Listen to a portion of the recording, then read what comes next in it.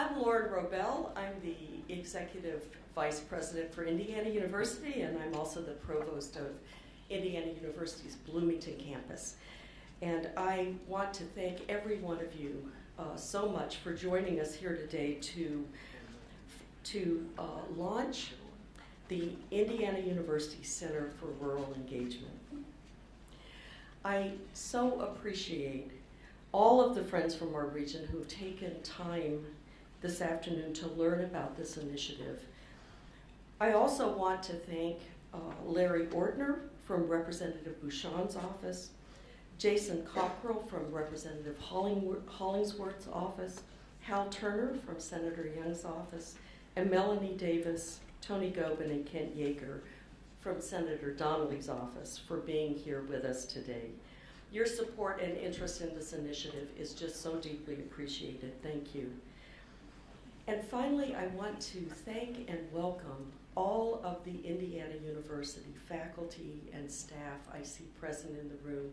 Many of you have been involved in this initiative for quite a while. You have worked in our state and in this region in particular for many years. And I very much appreciate you making the trip today to this beautiful and historic place to mark this important day for our university.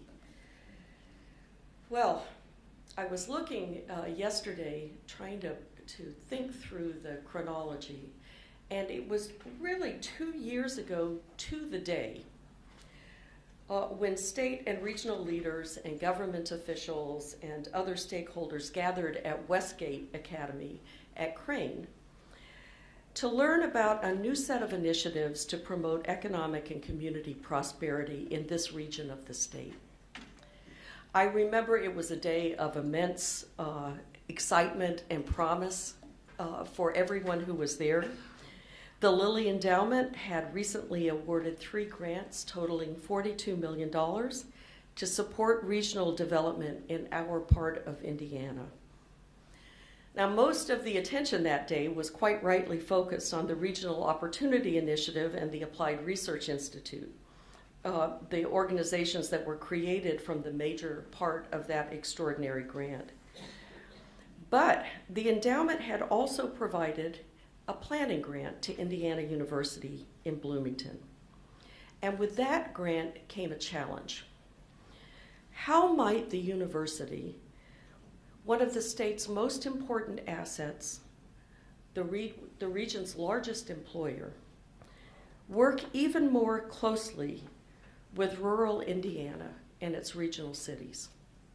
Now, that was the challenge Lilly put in front of us. Now, I've been in Bloomington for over 30 years. Perhaps because of that, and because I know that these communities are where we and our faculty and staff and employees live, and where our students come from, it felt important to me to begin the process of answering the endowment's challenge by first listening to our neighbors. Through the enormous goodwill and substantial help of the community foundations, I had the privilege of traveling with our partners, Tina Peterson at ROI, representatives of ARI, several of you in the room, Brian Blackwell I saw earlier, and all around this region to meet with community leaders of all kinds in this and 10 of the surrounding counties. At those meetings, I heard community leaders describe the opportunities and the challenges that their communities were facing. And my colleagues from the schools and departments across the campus in Bloomington had had similar discussions with community members whose needs intersect with their respective fields. As a result of those meetings, and since that time, we have had over 175 separate requests for partnerships from our states and particularly our region's rural communities. The possibilities for collaboration span a wide range of issues, from quality of place initiatives involving recreation parks and the arts, to sustainability initiatives involving water quality, to applying Indiana University's developing expertise in sensors and engineering to help our older neighbors stay in their homes longer, to planning regional food hubs, to strategies for addressing pervasive health challenges, including the scourge of substance use disorder, to providing capacity building support to help communities find the state and national resources to support their hopes and their aspirations. During the past year, we've been working in these communities and with these communities, in some communities quite intensively, on the issues that they have identified. We have done this by engaging not only our Indiana communities, but also our talented faculty, staff, and students who've been excited to think about the ways in which their talent and time can directly relate to being part of the solutions that our region, to the issues that our region has. We've also used the time to assess our own programs and to develop new ones specifically designed to meet the state's social sector needs, such as our new Masters of Social Work in Mental Health and Addictions, or our new Masters of Architecture centered in Columbus, Indiana. Or, and I see Vice President of Research Fred Kate here, our grand challenge in responding to the addictions crisis. It is easy to see the enormous potential of this initiative, not only to ensure that Indiana's investment in its flagship campus directly benefits Hoosier communities, but also to ensure that our over 40,000 students can clearly see the bright possibilities of life here in Indiana. Therefore, I am delighted to announce today that the Lilly Endowment has awarded a $10 million grant to help this initiative reach its full potential, to which Indiana University is contributing an additional $2.5 million. On behalf of the students, faculty, and staff of Indiana University Bloomington, and on behalf of the citizens of Indiana, I offer my deepest thanks to the endowment, which is always a visionary partner in the very best ways and a tremendous force for good in our state. Now, the launch of the Center for Rural Engagement represents a new milestone in the long and deep relationship between Indiana University's flagship campus and our state. And it promises to open new frontiers in cooperation and collaboration. Our work together can and should lead not only to immediate benefits for Indiana communities and families, but also and importantly to innovative and flexible solutions to common issues that affect rural communities throughout the state and the nation.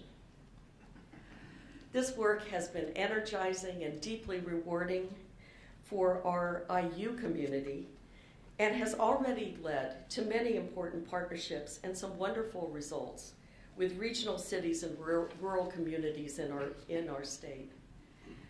You'll hear from some other speakers today about sustaining Hoosier communities, started only this year and already the largest rural-based program of its kind in the country, which has worked intensively with Lawrence County, Bedford, and Mitchell all year. On Thursday of last week, we launched IU Core to mobilize the tremendous power of our students who provide hundreds of thousands of hours every year to the social sector in our state, and to make accessing that resource easier for communities. The center will be a single IU point of contact for rural communities and regional small cities throughout the state, starting with this region, so that they can pursue their challenges and ideas in partnership with Indiana University, without the added challenge of having to search out the right office or person in our big organization. No one in this state should have to negotiate our organizational chart to find Indiana University's talent and resources. Now, Indiana University enters its third century in 2020. It owes its existence to the vision and support of the state of Indiana, whose founding constitution as a frontier state declared that knowledge and learning generally diffused through a community are essential to the preservation of a free government. It made good on that promise in 1820 by laying the cornerstone of the university that would bear its name. The Indiana University Center for Rural Engagement is the latest testament to the ongoing wisdom of that frontier vision. Together with Hoosier communities, we look forward to endless opportunities to fulfill the promise of that vision. Thank you.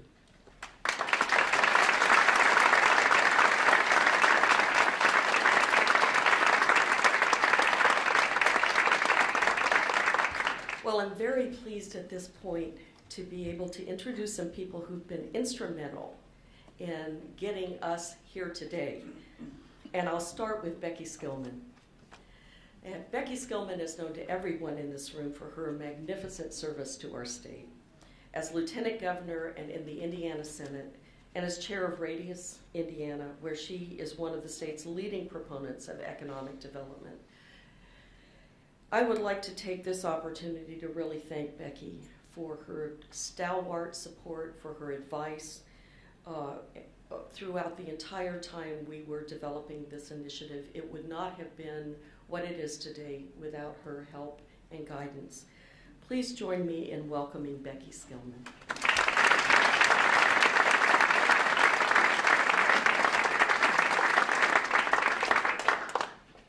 Thank you, Lauren, and great to see everyone this afternoon. You know, we could not have a greater example for rural Indiana, nor a better display of a can-do attitude than the restoration of this magnificent historic hotel.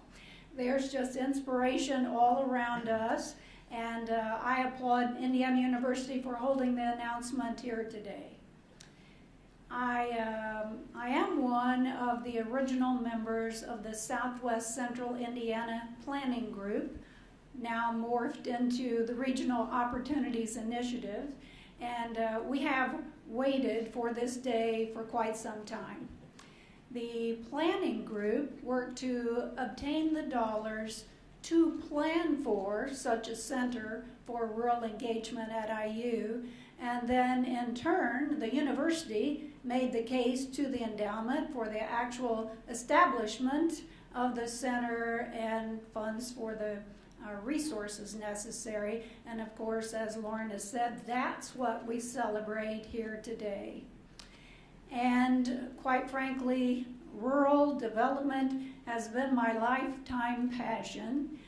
I will tell you that began out of necessity in the early 1990s, and for 12 consecutive years in the Indiana Senate, I represented 5 rural counties in this part of our state. 3 of the 5 had extremely high unemployment. It was necessary to attempt to be innovative and creative through legislation to help our smaller cities and towns thrive and grow, and rural counties, of course. And then many years later, as Lieutenant Governor, I was so excited when the legislature approved my initiative to create the state's first ever Office of Community and Rural Affairs, OCRA, known by many of you in this room as you work with that state agency. I just mentioned those facts so that you understand how excited I am today to have Indiana University in our own backyard, focused on the issues for rural Southwest Central Indiana. And I believe this new center can truly be transformational for our 11 county region of the state, one project at a time. I'm aware of many of the needs, the desires, the dreams of a number of our communities. And it's so exciting to think that some of those needs, some of those dreams will become reality, because Indiana University will bring the resources and the talent and work very closely with community leaders on some game-changing initiatives. And I know that there's so much excitement at seeing the crowd here today. I mean, I think the attendance here just speaks volumes about the eagerness to work with Indiana University. And I applaud the university for laying the very important groundwork. Lauren has mentioned some of this, but I'll give you a couple of examples. You know, she traveled that 11 county region, attended the community input sessions, and shared information about the university, shared the concept for this Center for Rural Engagement. That was quite a commitment. That took quite an amount of time, and it was great outreach by Indiana University. And I also thank the faculty and staff that are engaged in the ongoing projects throughout our region through the Sustaining Hoosier Communities initiative. I'm well aware of at least Lawrence and Orange County projects. And I will tell you, success breeds success, and we want more. Finally, I want to extend very best wishes for success to Bill Brown, the Executive Director of the new center, Joe Carley, with whom we've worked regularly, Director of Strategic Partnerships for the new center, and all the others who will be involved. We look forward to working with you, and you have our hearty congratulations.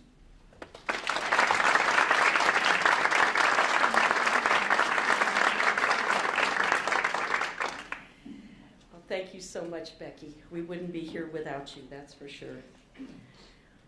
When I was dean of the law school in Bloomington, I had the opportunity to work closely with our next speaker, David Carden.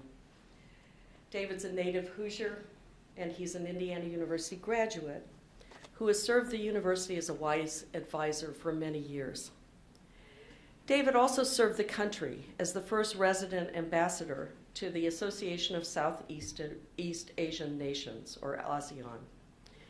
As ambassador, David Carden led initiatives focused on supporting communities in those countries on a wide range of issues, including economic development, educational opportunities, environmental protection, and healthcare promotion.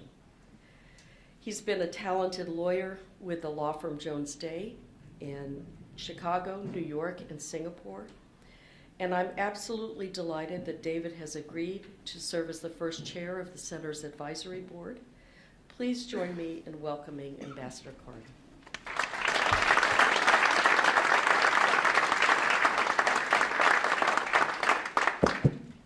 Thank you very much, Lauren. It's a deep pleasure to be here. I don't know very many of you. In fact, I know very few of you. And it's always humbling to speak to a group that you don't know, and it's particularly humbling to speak to a group who knows more than you do about the task at hand. And everyone in this room knows more about Southern Indiana than I do, even though as a child I spent a lot of time along the Muscatatuck River looking for fossils. The challenge for someone in my position is not really the point, but the effort I need to make is to try to offer what I can to be helpful. And that causes me at least to spend a little time this afternoon telling you what I think that might be, because I think at the end of the day, it will be informative as to the road ahead. One of my first meetings as a diplomat was with someone whose name you all would know, who I won't mention based on the story I'm about to tell. And they invited me to come to their office as I was about ready to embark on my travels to Southeast Asia. I wasn't in the room more than 10 seconds before this person said to me, "I thought you were a terrible idea." And the reason he thought I was a terrible idea in terms of the position I was being given is because I wasn't an expert in anything that obtained to that region. I wasn't a professional diplomat. I wasn't a scholar. I didn't know the region intimately like so many did. And so he said to me he had some advice, which was to find a few things I cared about and have some wins. And I don't know where I summoned the courage at the moment to say what I said, but I said I'm not going to do that. And he was surprised, and he asked why not, and I said because I don't know what's important. I don't know who we need to help us. I don't know what information we have to have in order to make the decisions we need to make. And he asked me, how are you going to do all that? And I said I didn't know. So when I got out to Southeast Asia, I focused, of course, intently on that question because of the promises, essentially, that I had made. And the first thing I did was hire a science advisor, the first ambassador, if you can believe it, in U.S. diplomatic history to hire a science advisor who was actually a scientist. There were science advisors who were other things. That's always a bad idea, in my view. And I also said to myself, who else do we need in order to answer the questions that we think we know are the right questions? There is an issue as to what the right questions even are. But we thought we had some idea in our little mission as to what the questions were. And so what we embarked upon was to try to gather around us the partners we thought we would need to answer those questions. And it included the private sector. It included universities. It included NGOs. It included young people who I always insisted be in attendance whenever I spoke. And I don't know if there's anybody that qualifies here today, but I sure hope that there is. It was so clear to us that we had to convene these people in order to address the challenges of the region. And the region had challenges that go far beyond the challenges that we know here, although they are similar in some respects. And they had the additional challenge because there were national borders that separated the 10 countries in the region that I represented. That meant they didn't all get along. There were monarchies, there were communist countries, there were Muslim countries and Christian countries, and there were Buddhist countries. And they had to figure out a way, because they were all so heavily dependent upon one another, to figure out how to work together. And that was our task. Effectively, that was our task. And we began to convene groups of people to do that. We discovered that what we most needed was data, information, as to what they needed to do to become more productive, to become safer, to manage these challenges. We also understood we had to think very deeply about just who did we need in the room. Who generally wasn't there that needed to be there in order to help us out. And we really needed leadership. And that was hard to come by in many respects. And when I think of leadership, and it was already been mentioned here, that this facility, if you've spent any time looking at the photographs in the rotunda upstairs, is a paean to leadership in terms of what can be done. This was a ruin when it was saved in 1996. And the Cook family, who did that work, the demonstration of what community leadership is inherent in this architecture and continues in many other ways. But there was one other thing that we decided that we needed that came as a surprise to my friends in Washington, and which I stressed absolutely in every meeting I had in Washington and many of the 2,000 speeches that I gave, whatever it was. And that was, we have to stop believing we know what the answers are. We just have to give that up. We have to decide we need the information, we need the people, we need the leadership, and we need to suspend judgment on what we need to do. And then we need to decide what do we need to do first, and what can we do second, and what can't we do right away that we might be able to do 10 years from now. That process actually led us into all kinds of unforeseen places. Remarkable places with the 7th Fleet, if you can imagine, who have experts on fisheries and experts on water and experts on all kinds of things that nobody ever taps into from the diplomatic side. They were always just off doing it on their own. And I became close friends with some people, and some connected to Cranes, that actually did remarkable things with us. And so as I struggle to think about this region, when I it's my home state. And when I came back from Southeast Asia, I thought, well, what are the applications of this general idea to the country I love and the region in which I was born, the state in which I was born. And I came to visit Lauren, who asked to speak to me about some of the grand challenges as to what was going to be done at the university and what ideas that I might have. And I came 4 days early, and I drove all over southern Indiana. I stopped in old folks' homes. I sat on bar stools. I sat on park benches outside of post offices. I tried to see mayors and district attorneys.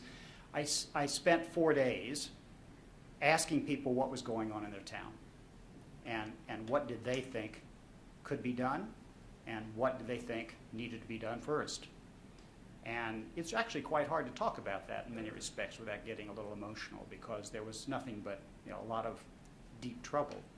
And so we talked about that, and I thought, why can't we actually think about the processes that we learned in Southeast Asia as processes? Not that the problems are exactly the same, but they're not that dissimilar. Pandemics was on our agenda in Southeast Asia, and opioids is on the agenda here, and that's its own kind of pandemic.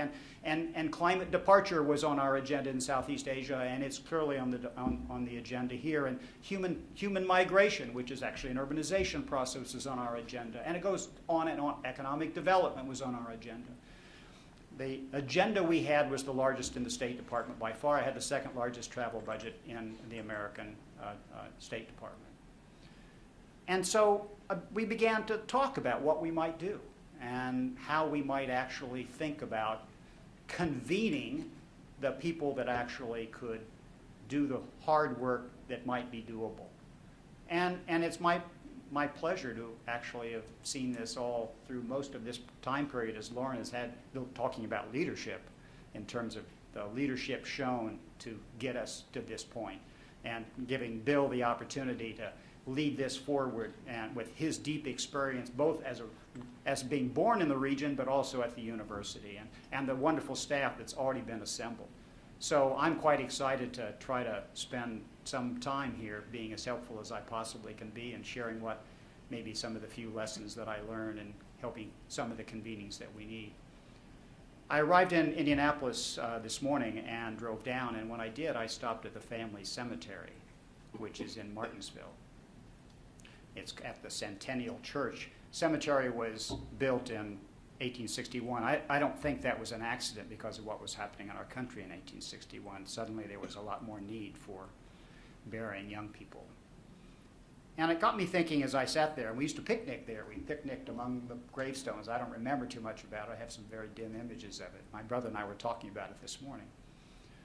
And it just led me to believe those were the people in those graves that ultimately built and preserved this country.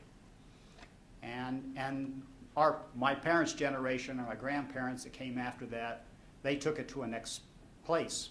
And think of all the accomplishments from the Civil War and through the progressive era in terms of what happened in America. Life expectancy in the United States was 42 in 1900. Think of the progress that was made.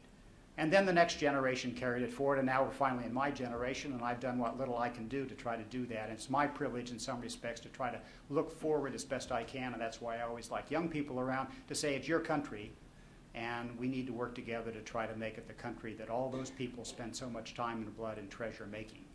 And there is nothing more wonderful in the world than to try to do that. So thank you very much, Lauren and Bill, to give me the chance to try to be helpful, and thank all of you who are going to be involved in this.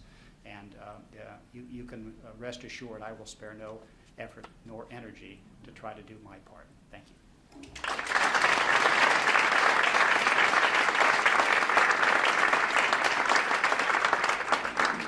Thank you so much, David.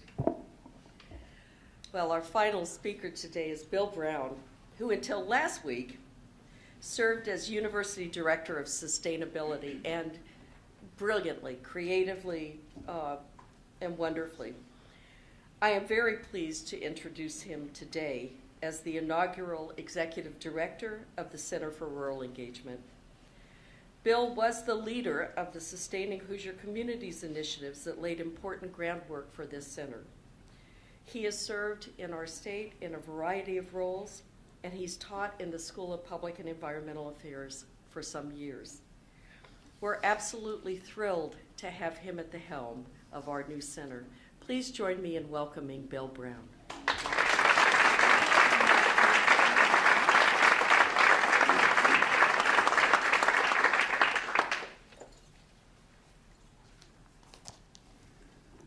Well, that's a tough act to follow. Thank you all for being here in this special place. And we want to celebrate the official launch today of the Center for Rural Engagement. I'm grateful to all of you in this room who give your time and your talent and your leadership and other gifts to make Hoosier communities thrive every day. I'm grateful to the Lilly Endowment for supporting this effort and to Provost Robel for her compelling vision that inspired Lily's investment. I also want to thank my wife Linda and my daughter Marissa, who are up in the VIP section here supporting me. Marissa drove up from Evansville. She's an assistant principal, so she got off from school to come up here. Thank you. According to most leadership gurus, you should always hire people smarter than yourself. In my case, that proves to be very easy to do, especially easy when you're offering a position with purpose. And we have attracted some remarkable talent so far to our dream team, and I want to introduce you to some of those leaders that are here with us today. Deb Kramer, if you would stand up. She is our Director of Campus Partnerships. Joe Carley is the Director of Strategic Partnerships, and these two have been involved for years in this effort, in the build-up. Jenny Kincaid is our Deputy Executive Director. Kyla Cox-Deckard is our Communications Director in the back there. Cassie Winslow Edmondson is the IU Corps Director. And Jane Rogan is our Sustaining Hoosier Communities Director, and she was involved with that program from the beginning. Thank you all for being here. Pick them out when we get up to the reception later and quiz them. Well, I grew up in our southwest of here in Dale, Indiana. My mother, Grace Marshall Brown, was born and raised in French Lick. Some of the Marshall family reunions were held right here in this magnificent building when it was the Northwood Institute. And I watched for years as it became deteriorated towards the brink of collapse. And I actually toured it with George Ridgway when he was on the way of trying to figure out how to bring it back. And this resurrection of this eighth wonder of the world, I think, proves that when a community comes together and holds on to a dream against all odds, anything can happen. Anything is possible. So what's this rural word? Rural refers not just to a geographic place with a certain population and density and landscape. For many of us, it refers to a state of mind, a way of being, a quality of life, and a unique sense of community, history, culture, and place. As a high school biology teacher and coach at Forest Park High School, as a fourth-generation co-owner of a family lumber business in Dale, as a public school and public library architect throughout Indiana, I've come to know Indiana, its people, its natural beauty, its culture, and its history. As a university administrator and instructor for the past 9 years, working across all of our campuses, I've come to know the depth and the breadth of the potential assets a major research university can provide to rural communities in Indiana. As we continue to fulfill the promise made to the state of Indiana nearly 200 years ago, our goal is not merely to go out to your communities. Our goal is to become part of your communities as a trusted partner and a neighbor. Rural engagement requires building long-term relationships with rural citizens and the many organizations that serve them. That process begins with listening and learning to identify community issues and opportunities together, to create community-driven solutions. Creativity, as Richard Florida observed, is a truly limitless resource. It is something we all share. Let's tap into that unlimited resource together. At a regional level, rural engagement involves building partnerships with the many national, state, regional, and local initiatives by nonprofit, government, education, religious, and corporate organizations already at work in the region. The Rural Center will serve as a catalyst for regional collaboration by convening groups with related goals, facilitating shared understanding, and connecting organizations driven by a shared purpose. Community planner Mark Roseland describes 6 types of community capital essential for a community to thrive. There's economic capital, which is financial and income related. There's natural, which involves the natural environment, land, air, water, forest, soil. Physical, which is infrastructure, the built environment, such as this. Human, people's knowledge, time, talents, skills, health, well-being. Social capital, citizen engagement, civic organizations and relationships. Cultural capital, heritage, values, language, food, traditions, art, music, folklore. The Rural Center will help communities identify and develop their assets in all of these areas as a foundation for comprehensive community development. This academic year, 550 IU students in 20 classes are working on 15 projects identified by community stakeholders in Lawrence County in a pilot program called Sustaining Hoosier Communities. Those projects included studying options for the reuse of the decommissioned Avoca Fish Hatchery, city gateways for Bedford and Mitchell, best practices to combat the addiction crisis, among many more. Next year, this program, based on a proven national model, will move to Orange County. And there are over 30 projects identified by Orange County stakeholders. We're in the process now of matching those projects up with interested faculty. We'll actually have a meeting this week to continue that process. Some of the projects that have been identified are building a trail from Paoli to French Lick, strategic plan for tourism opportunities presented by the 2024 total solar eclipse, and affordable housing in Orange County. I watched a combined final presentation of 2 classes, and actually the 2 professors are here in the audience. Biology professor Whitney Schlegel and School of Public Health professor Jeannie Johnston are both sitting in the audience. And after the presentation, this was on the class studied physical activity interventions in the community, and their quest was to provide an active living, healthy living program for Mitchell. After the presentations were complete, the community partner, Karen Dubois, said, it's not Du Bois. I see a couple of mayors from Du Bois County. No, this is Dubois. Karen Dubois said, you just saved me a year and a half of work. And that was a wonderful thing to hear as a result of that project. So this type of rural engagement also benefits the students with high impact, real world learning experiences. And very importantly, it exposes them to the world outside of sample gates. It gets them off campus into the community and lets them know all this wonder that awaits them outside the campus boundary.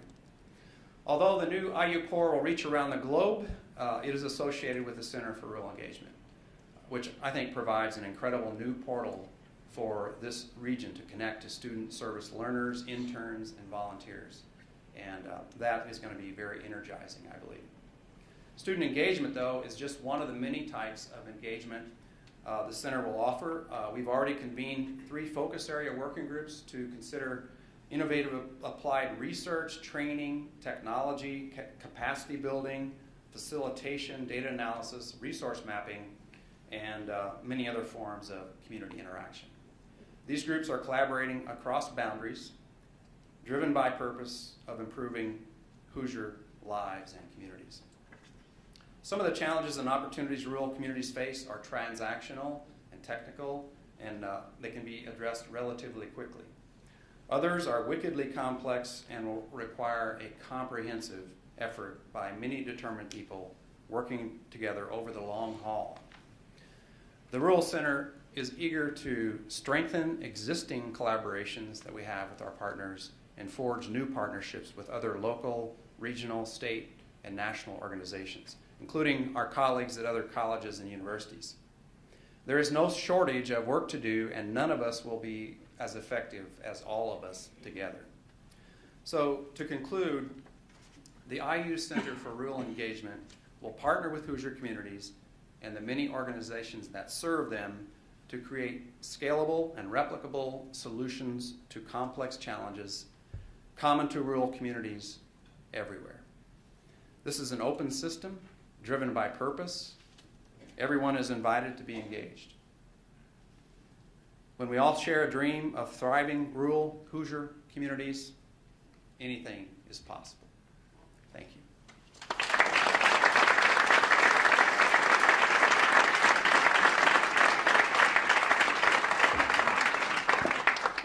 Well, I want to thank everyone again for coming, and I just want to say this in conclusion. I have been involved in my 30-something years on the campus with a lot of initiatives, but I don't think I've ever been involved with an initiative where I didn't have to recruit a single person to it. Every single person who is on our staff, every single one of the dozens and dozens of faculty members who are engaged, every single one of the students, they're all here because they are drawn to this mission. And they're all here because they're Hoosiers too. So I can't tell you how thrilled I am to be at the point of being able to launch this. And I have one last thing to do, and that's a little point of personal privilege. Tina Peterson is in Nashville doing the kinds of things that she does all the time, but I just have to thank her, even though she's not in the room today, for being such a good partner over such a long period of time in helping get me and Indiana University to the place where we are today, where we're cooking with gas. And the other person I really have to thank is Deborah Kramer from my office. Deb is the epitome of understated brilliance. She's one of the most effective human beings I have ever known, and she has worked for many, many months to assure that we were positioned correctly to be able to actually launch this today. So, Deb, thank you for everything you've done. Thank you all for being here today. You know who our staff is now, and I hope that every one of you have an opportunity. I know we have hospitality out there somewhere. We'll all find it, and I hope you all find the staff members who are here today, and we have the beginning of some very productive and beautiful relationships for the years to come. Thank you.